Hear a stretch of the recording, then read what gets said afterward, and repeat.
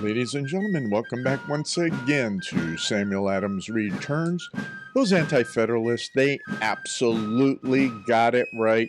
And this is Tom Navolis, your host, and I am delighted that you are back here again with me this week as we take and kind of review a few of the things that happened this past week. Number one is, and first and foremost, is, notice the emphasis on is, it is don't be afraid of the ChicomFlu.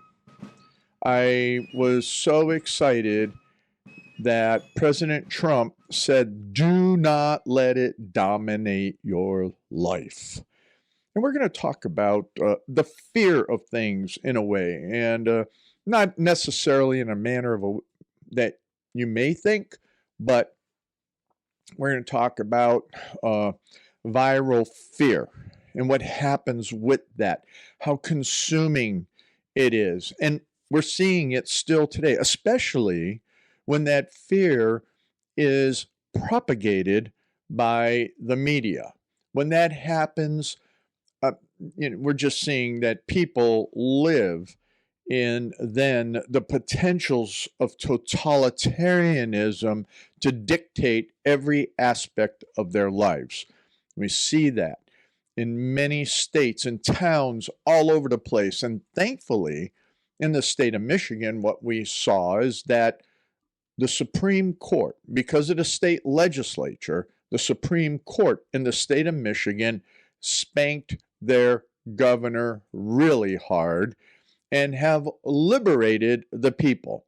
Thank you, justices in Michigan. So where does that leave us with so many other things? Oh my goodness, the other really shocker. Oh, are you shocked? I'm not shocked. And I'm not going to spend a lot of time on this because you've caught this from every other pundit that's out there. And I'm not a pundit, so I want to stop with that one first and foremost. I'm not a pundit, but the point is that anyone that has any common sense, understanding truth, and knows how to do just a smidgen of research, guess what? You knew that the Obama administration was after Donald Trump and covering up for Hillary Clinton.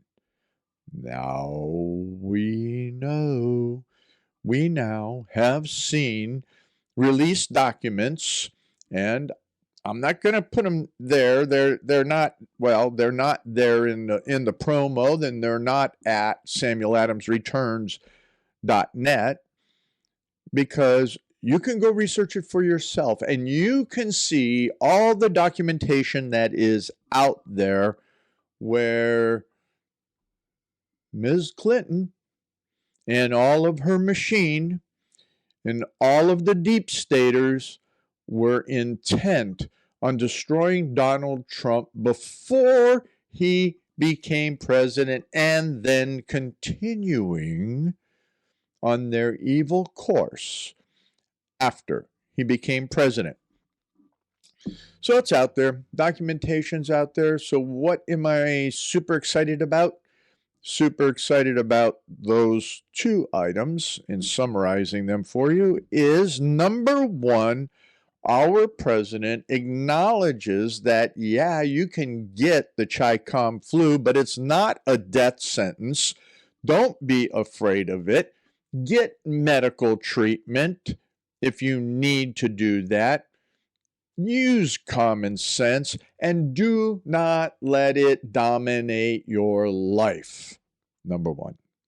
Number two is that what we have clear identity and documentation about are all those things that the likes of John Solomon, Sarah Carter, and others have been talking about for the last 3 years.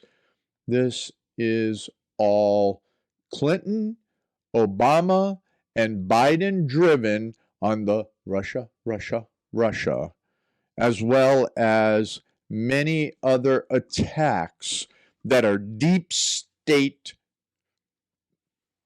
magnifications of what they are actually doing and trying to impose those on Donald Trump. So where do we go from here?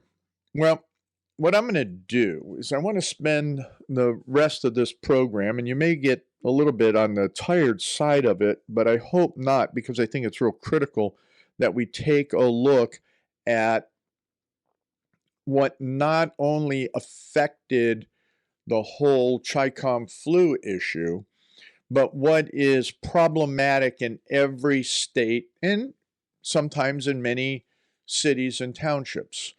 And that's called the career bureaucrats, especially in a leadership role.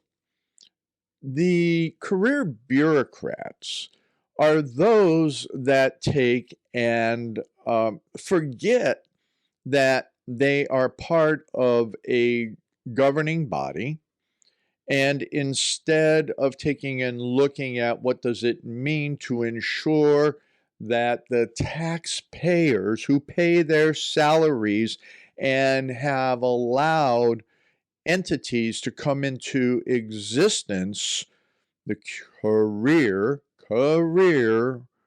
bureaucrats instead take and build their ivory towers. They build their palaces. They build their, I don't know, I guess there's a gazillion terms that you can have, but they build and then they forget that they're only a bureaucrat. They're an employee of the government. So on the national scope, we could say, okay, let's look at what happened inside of the National Institute of Science, and let's look at then the virology portion with none other than Fauci, or Ouchie as Kathy always calls him, and all of the other career bureaucrats that never had real jobs, just lived inside the bureaucracies, but they're doctors. They're doctors. Oh, they practiced, within the, government entities, but, it's all about, what they're doing for their ivory tower and their legacy. That's a big one you'll hear out there with the bureaucrats, even more than the politicians. Their legacy is to ensure that this entity will have the ability to sustain itself because of all of the things that I have done as a bureaucrat. Well, oh my goodness. So I want to bring this one home a little bit, because there are those national entities out there. We've seen that. We see the bureaucrats at the top of the CIA, FBI, State Department, all of these. State Department's the worst. I mean, for 50 years, I've been calling it the deep state, the shadow government. I guess, something like that. Shadow government. Kat's nodding her head. She remembers the whole time we've been together talking about the shadow government. That's State Department. And I've had real world experiences with the shadow government, so I know it is a shadow government. So let's take it to the local government, which has many shadow governments. And the one that I'm going to speak specifically to is in Ohio. Ohio has a number of entities, and we're going to drill down on this a bit more, but we're going to also talk about it from a real interesting perspective of a online periodical out there that's called The American Thinker. We're going to look at the several different bureaucracies at a real dancing type of level, but I'm going to focus in on the one that I am on the board of for our county. And I'm just going to clear my chest on this, if you will, because it's systemic across the whole state of Ohio on all these different bureaucracies that are put into place by the state legislature, and then legislature has no sense of accountability around it. And in particular to this mental health board that the county commissioners appointed me to, I found very interesting writings in the American Thinker by a woman named Judith Acosta. And no relationship to Jim the Accoster that works for CNN. And I do call him an accoster because he does that. He accosts the president and his staff in particular. The guy's a flaming little communist. This woman, Judith Acosta, has a mental, is a social worker slash psychologist slash professional in the mental health arena, and she has done some really great articles that I want to take us through in relationship to these bureaucratic beasts, and in particular that in mental health and drug addiction recovery services and family issues, if you will. We'll focus on several of her articles. One of the most recent is Why I'm No Longer a Social Worker.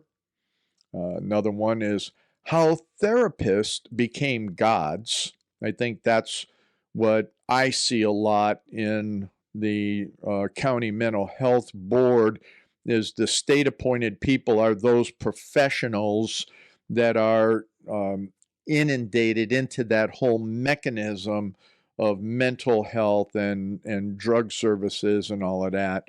And when you look at the entities that they're a part of and what it means to look at therapeutic stuff, it's like, yeah, they all think that they're gods in so many different ways. And maybe not these people in particular, but I'm generalizing within the whole entity of mental health as well as with drug services. Another one that we may touch base on, which I hope to, is, and I may look at this one in the second segment in particular as the lead one, is can a whole country go mad? Can a whole country go mad? In our county, the executive director of the mental health board says that over 12% of the people in our county are mentally, have mental issues. 12% of a county with 93,000 people is a pretty significant number. And the piece that I find most disturbing is that he includes in his analysis every student in every school district within the county. So, you know, when we start doing that type of math, how is it that every student has a mental issue or potential mental issue? That's because they're gods and they think everybody should bow down to them. And then the other one that I want to get to somehow or another is that a conservative social worker, exclamation point, is that even possible? And I'll answer no up front and somewhere in this whole discussion today. And the reason I answer no up front is because when I was going for my behavioral science degree, which is my bachelor's degree, I just got so fed up with it because the whole behavioral science, psychology entities had no sense of my morality or my vision of how the constitutional America should function. They were leftists. Back in the 80s, when I was ending my military time, and that they were leftists, and I couldn't stomach the stuff. There was no morality, and that still holds true today with all of this stuff, and that's really interesting. And then viral fear, the disease of the American soul. I think that's going to be an interesting one. They're all there in the archives at samueladamsreturns.net. And you know something, as I always say, the Anti-Federalists understood these various things could affect society because it's all based on morality. And Sam Adams knew that we had to have a moral people to have a well-governing people. Come on back. Ladies and gentlemen, welcome back to this second segment of Samuel Adams Returns Those Anti-Federalists. They did. They got it right. And this is Tom Navolis, your host. And as you know, you can find all of the archives of the program. You can find the references and resources for today's program at samueladamsreturns.net. And that would be https ://samueladamsreturns.net. I think it's right over here, right above. For those that are watching on YouTube, it's usually right over my left shoulder, and I think you can see it there. One of the things that I always like and doing in this segment is saying, hey, how are you there at Liberty Works Radio Network and in that market down in Maryland and all the extended markets?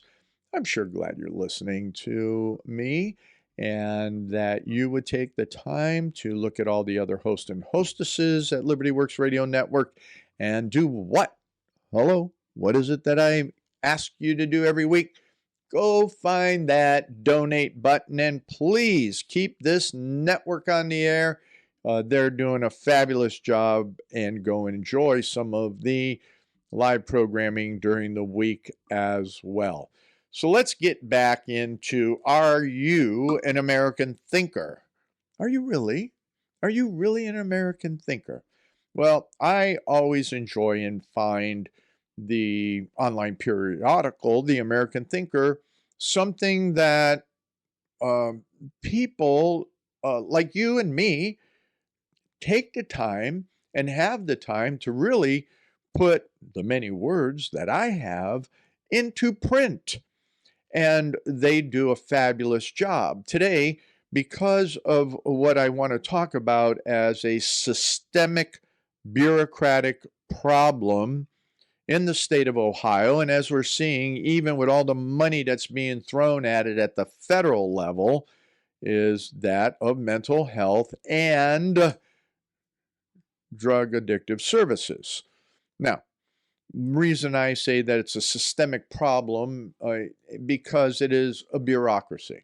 There's no accountability except for those that are in Ohio in particular on the various citizens boards.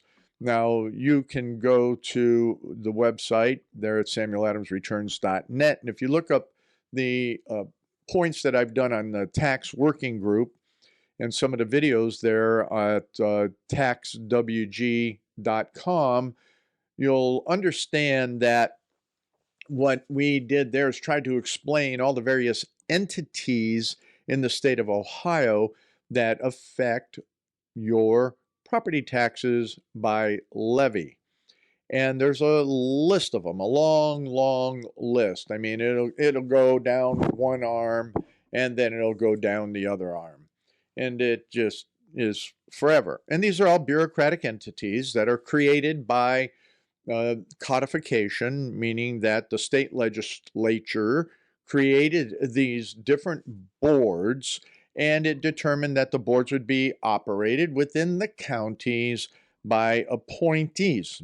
Now, non-elected officials. They're appointees, portions by the county commissioner and portions by whatever state board that is associated to it. So, for instance, the Board of Mental Health and Recovery Services in my county, we have members that are appointed by our county commissioners and other board members that are appointed by the State Board of Mental Health and Recovery Services. Okay. That's true with the Board of Aging. That's true with the Board of Health. That's true with a number of the other boards that I talk about or are talked about on the tax working group in relationship to when you end up paying taxes for. But the bottom line is all these appointees, there's no accountability. Once the commissioners appoint them and once the state boards appoint them to a county board. That's it. Done. You're on your own, baby. And you are now a sole entity to do according to, yes, what is in the Ohio Revised Code and Ohio Administrative Code, with peripheral rules that then are built into your how you're going to operate on your bylaws. But the bottom line is you don't have to report to anybody. Now, these agencies, so for instance, mental health, they have certain checklists on things, and so they have to, they have to report. And they're supposed to report to the board.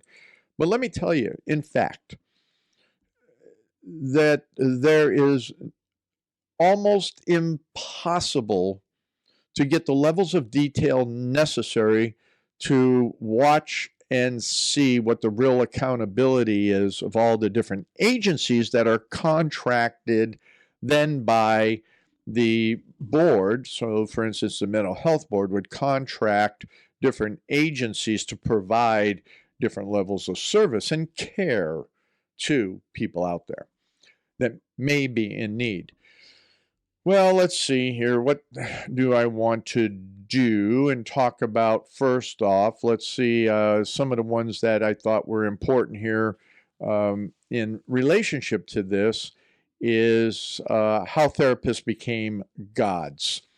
And it's real interesting is that back in the day is that this author, once again, is Judith Acosta. Please read these articles because they'll really bring them into context for you. Is that, as she brings out, that the biggest players, I'm saddened to say that the biggest players in this cultural catastrophe have been psychotherapists. What happened? How did it happen? How did we come into this generation that where we have legal infanticide, we have a country with singular and evolved moral code to the ripping down of the 10 Commandments in courtrooms across the country, from rational acknowledgement of natural gender to drag queen story hour at the public library. What happened? And she points the finger because she, being a professional within all of this, is that it's psychotherapy. You get to accept everything. You see, back in the day, and she brings a historical perspective, is that, you know what? Way back in the day, everything started out from a biblical point of view. We didn't have a psychobabble. What we had was the explanation of the Tower of Babel. What we had was talking what is sin, what is good, what is righteousness with standards. But she says here that C.S. Lewis warned us in 1940. Dostoevsky warned us before that in 1880 with the brothers Karamazov, and I read the book, Karamazov, without God, anything is permitted. They saw that the dark red glow of modernity on the horizon. They knew what was coming, and it did. With the likes of Carl Rogers, unconditional positive regard, and the humanistic psychology of Maslow, God was quietly but deftly usurped by an adled old man who determined, but kindly, as Lewis imagines it, pats us all in the head so long as you're happy. So when I see this, when I sit down in our board meeting, there's a couple of us that try to stand on our values, principles, and morality and challenge the other board members. And to the extent that we brought out in one board meeting, several board meetings, if you will, why do we not bring morality back into schools? Where is the morality that needs to be brought into anything in therapeutics? And the psychiatrist and psychologist on the board that are state or appointed persons said, well, we can't do that. or afraid of being sued. Afraid of being sued? There's later, you'll see in one of the other articles where this lady talks about where's the virtue, where's the guts, where's the ability to stand strong, but instead there's fear, the fear of being sued. So you allow immorality to become predominant, and on top of that, you foster it with psychobabble. So that's what's happening. So here is an interesting moralistic therapeutic deism. God is nice. The goals of life is to be happy and nice and fair. People who are nice go to heaven. I don't think so. And then she threw in a couple others. People who dedicate themselves to the religion of whatever and eat their whatever Wheaties every day will be spared from suffering. And 5, all gods are the same God, and all roads lead to Rome or wherever. So there's a lot of problems with that philosophy. I encourage you to go through this article on the niceness of things and understand that what we've seen here, and she brings out statistically what's been going on with loneliness because of people can't find happiness, and all of this happy, that it's just not there because they don't understand that the only way you're going to be happy is to have God, the true living God through Jesus Christ. That's the only way. And instead, what we're seeing is that the rate at which young Americans took their own lives reached a high in 2017, and it's continuing to go higher, and it's among teenage boys in particular. Youth rates in suicide are 14.6 per 100,000. And it appears to be the highest since the government began collecting the statistics in 1960. Well, we've seen in the Mental Health Board and everything that's been going on nationally with the ChicomFlu stuff, is kids are calling the suicide hotline like crazy because they've been mentally abused by the mental health system, and they are told in school that they have problems and they should take care of them, and don't understand what it means to turn to the living God to understand all that you are and should be. So Kath has given me the 2-minute warning here.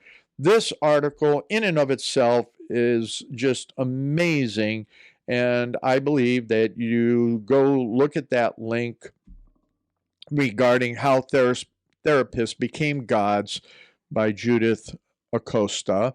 And what we'll do is we'll get into another article here that I think we will jump into this next one, and we'll touch on viral fears, the disease in the American soul. I think you need to follow up, and it'll be critical to this article, is why I'm no longer a social worker. And what she writes here in August 22nd of 2020, I figured out back in 1980.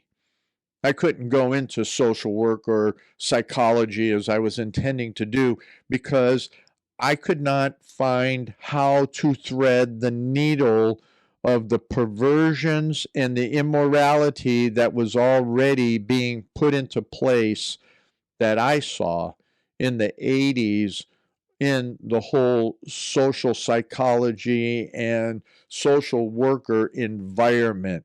So I think that reading this article that she has really should stomp it home for you that it's extremely difficult. And the rest of all of this is about the money and power. Yeah, we're seeing a lot of that.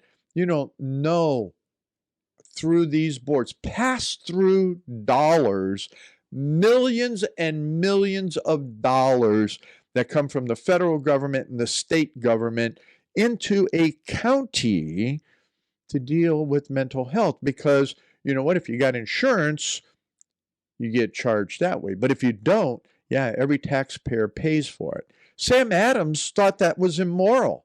So did Thomas Jefferson. So did all the founders looking at that. That's where the churches were supposed to take care of our needs.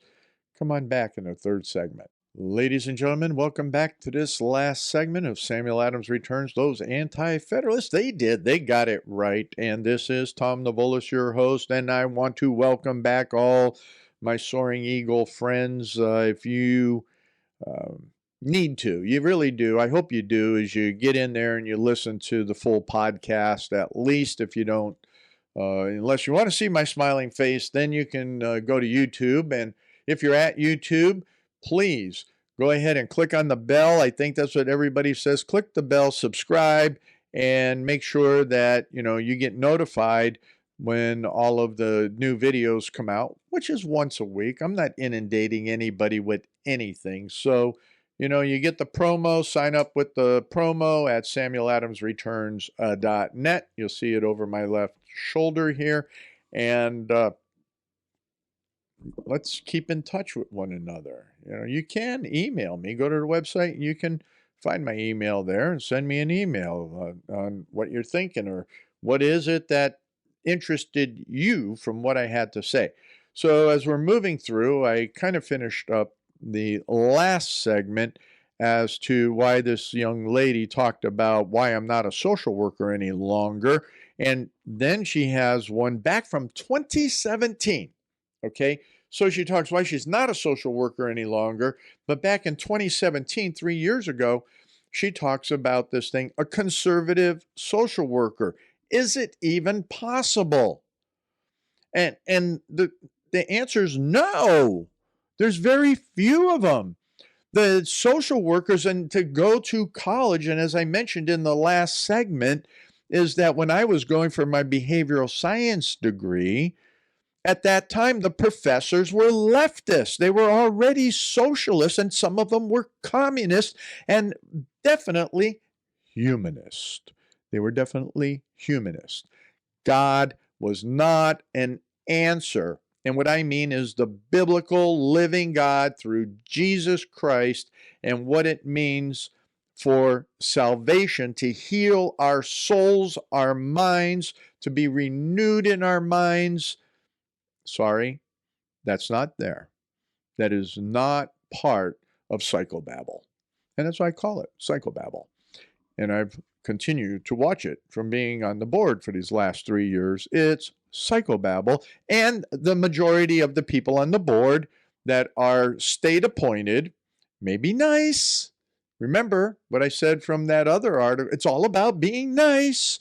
Nice is how you get something, whatever that something is, but it really ends up being nothing because it does not satisfy the soul. And if you cannot satisfy the soul, you cannot satisfy the mind.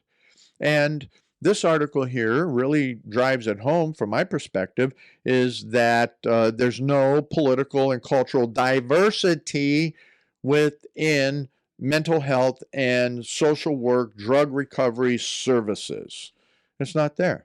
And in fact, as she brings out in this article back in 2017, it is discouraged. It is discouraged to take and be a conservative. And so conservatives and Christians really have no voice within the fields of social work and psychology.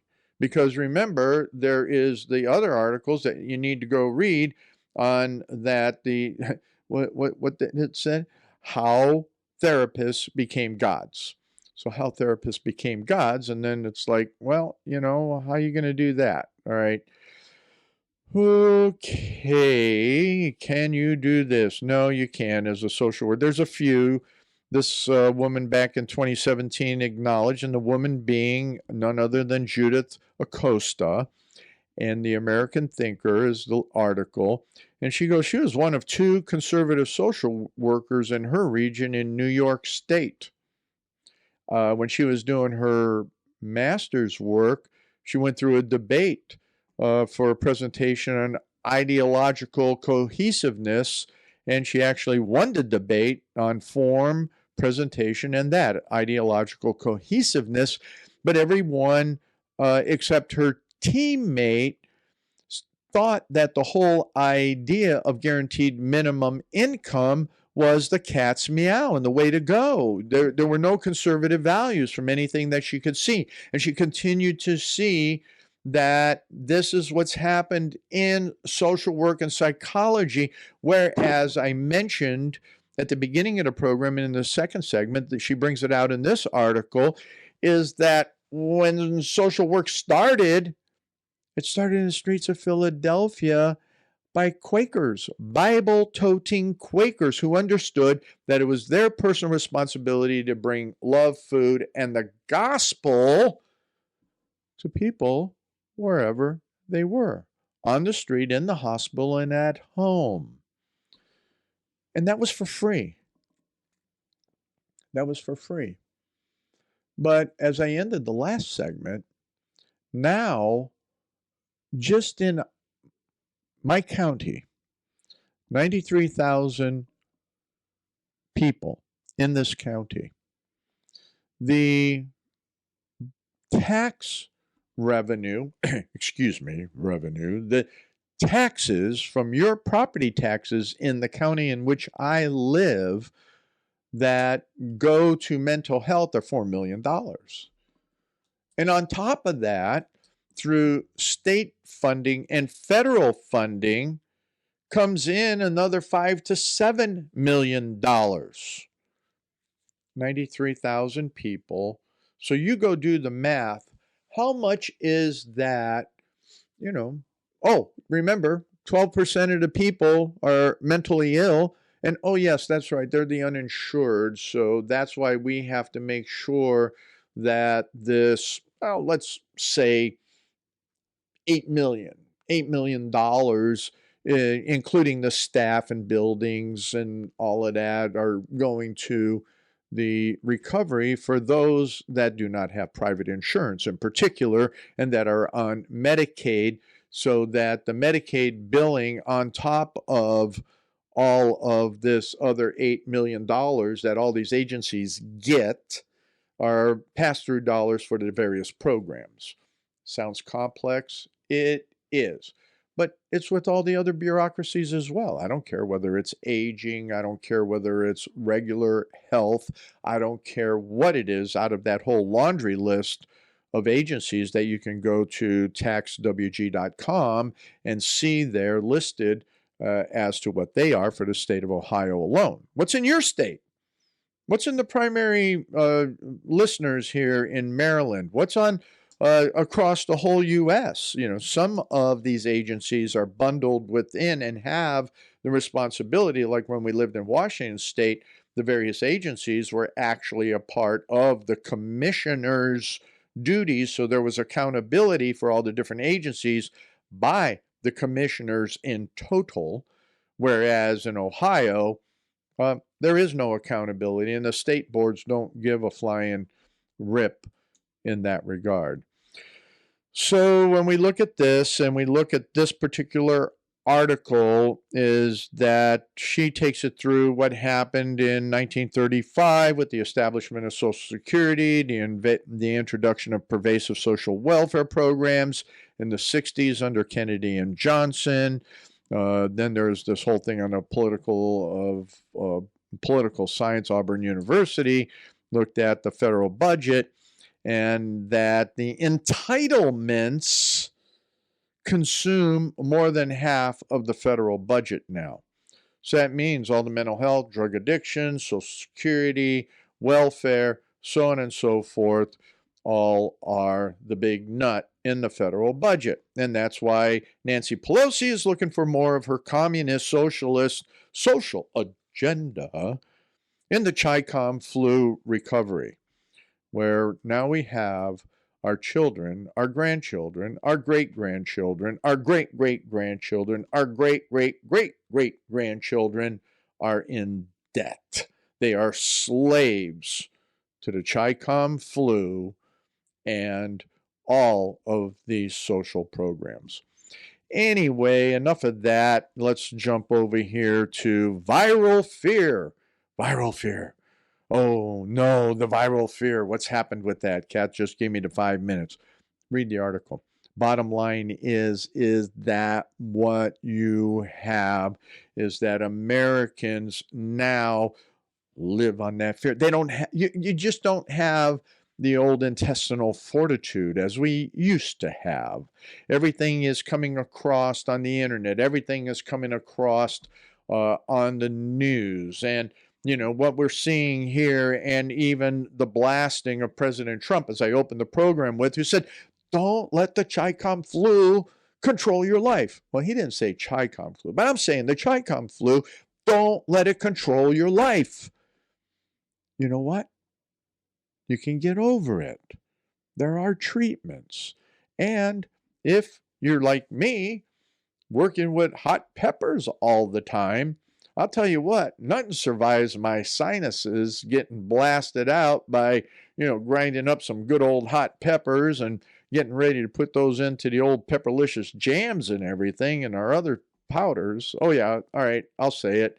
You know what? If you can help us keep these programs going, and you're in Ohio, go to pepper-licious.com and buy some of our fabulous jams, or find out where we're going to be at various events. But you can't live in fear. The media drives the fear. This is the whole thing. Oh no, it's all about, we got to be afraid of all of this stuff. Really? Yeah, well, it can drive a whole society mad. July 17, 2020, Judith Acosta writes, can a whole country go mad? And she's talking about this whole thing. There was an ad that came up on TV, and my side note is she probably threw her shoe at her TV, because the ad was coming up, and it was part of, what did it say? The bell, it was like voices of the bells of St. Patrick's Cathedral on Easter, she says. And it was stating, with all of these people with their faces covered in masks of all types and sizes, this is not a mask. This is not a mask. This is not a mask. This is solidarity. And she said she jumped up off the couch and she screams, it is a mask. I can just see her doing that. I don't know what she even looks like, but I can see this woman doing that. It's a mask. You have to understand, it is a mask. It is. It is. It is. And she goes, here, like a man condemned to psychological torture in the gulag, I started to recount all the lies we are being told under the guise of erudition and belonging. Here they are. I am not a man anymore. I did not have sex with a woman. I can marry anyone, including my cat. And it's all Trump's fault. So can the culture go crazy? Can we have, from that other article that I was talking about earlier, can you take and drive the fears so much that you're willing to, like the Aztecs, to sacrifice 200 million humans a year? They did, including children. Yes. So the idea is, here in this last minute and a few seconds, folks, get a grip. Take the example of President Trump. Look at these articles. The only thing you have to fear is fear itself. And that when it comes to the psychology and psychobabble that has been turning America upside down, maybe some of it needs to be defunded. And we need to have our pastors step up again and go back to the days like Jonas Clark there at Lexington, who helped prepare his parishioners to fight the British. And when the British opened fire on those on Lexington Common, he was immediately there tending to the dead, the families, and the wounded, and giving them the support and mental support that began with spiritual support and comfort, and that trueness that comes from understanding to have intermental happiness and healing. You have to be healed by Jesus Christ first and foremost. So with that, go to samueladamsreturns.net, check out the archives, look at all of these references, and remember, the Anti-Federalist got it right.